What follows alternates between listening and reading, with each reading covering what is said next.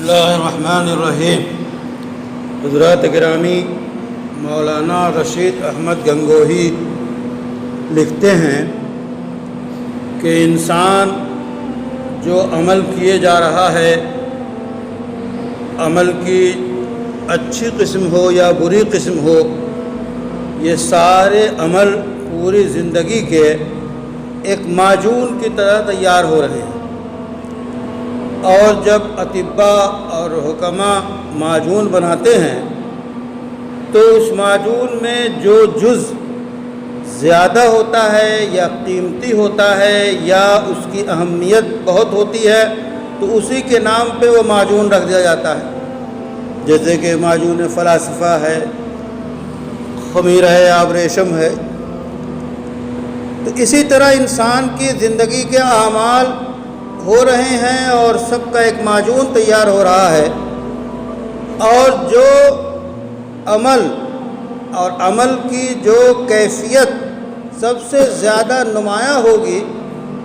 وہی وزنی ہوگی اور وہی بھاری ہوگی، اور وہی اس اعمال نامے میں اور اس ترازو کے پلڑے میں جو قیامت کے دن انسان کا تولا جائے گا وزنی ہو جائے گا۔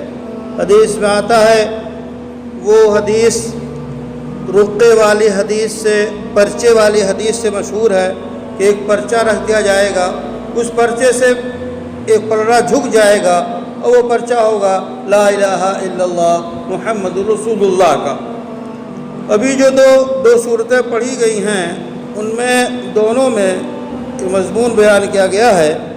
کہ جس نے رائی کے برابر برائی کی ہوگی وہ بھی اسے اپنے اعمال نامے میں قیامت کے دن دیکھے گا، اور جس نے رائی کے برابر بھلائی کی ہوگی وہ بھی اس کے سامنے ہوگی۔ اب ہم اندازہ لگائیں کہ ہمارا قول، ہمارا فعل، ہمارا عمل،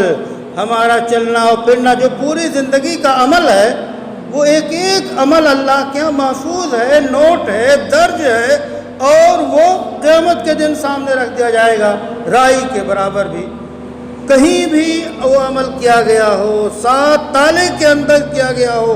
یا اجالے میں کیا گیا ہو یا اندھیرے میں کیا گیا ہو، وہ سب عمل وہاں پہ سامنے موجود ہوگا۔ دوسری آیت میں بتایا گیا کہ جس کا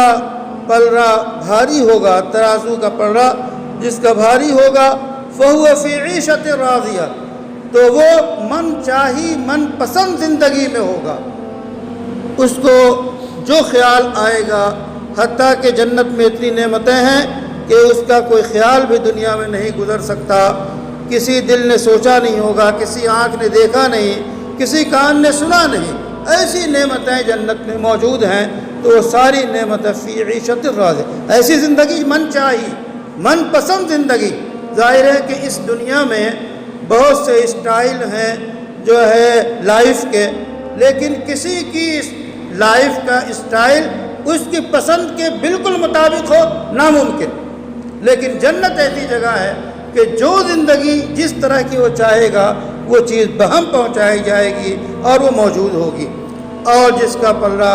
ہلکا پڑ جائے گا تو ظاہر ہے فَأُمُّهُ هَاوِيَةٌ، تو اس کا ٹھکانہ گڑھا ہوگا۔ معلوم ہے وہ گڑھا کیا چیز ہے؟ نار حامیہ، دہکتی ہوئی آگ ہے۔ بہرحال ہمیں سنبھل کے قدم رکھنا چاہیے،